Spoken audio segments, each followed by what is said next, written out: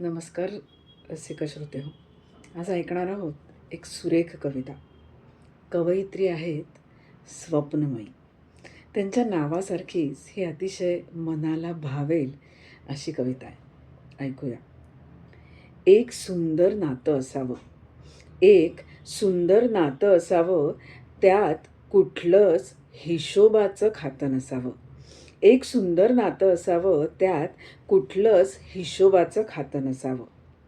देणाऱ्याने देत जावं, देणाऱ्याने देत जावं, घेणाऱ्याने घेत जावं, पण देणाऱ्याने स्वाभिमानी अन मिळणाऱ्याने अहंकारी नसावं. एक सुंदर नातं असावं. भांडणही चालतील, भांडणही चालतील, पण त्यात द्वेष नसावा. भांडणही चालतील, पण त्यात द्वेष नसावा. अबोलाही चालेल, फक्त मन दुरावलेलं नसावं. एक सुंदर नातं असावं. सुखदुःखात सोबत असावी, सुखदुःखात सोबत असावी, पण त्यात स्वार्थ नसावा. सुखदुःखात सोबत असावी, पण त्यात स्वार्थ नसावा. तोंडावरती शिव्या चालतील, तोंडावरती शिव्या चालतील, पण पाठमोरी विष नसावं. एक सुंदर नातं असावं.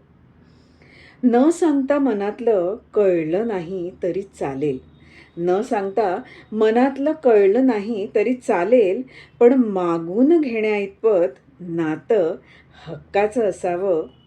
एक सुंदर नातं असावं.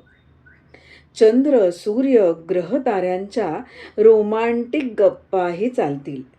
चंद्र, सूर्य, ग्रह ताऱ्यांच्या रोमॅन्टिक गप्पाही चालतील, पण उगाच खोट्या अभिनयाने भरलेलं नाटकी नसावं. एक सुंदर नातं असावं.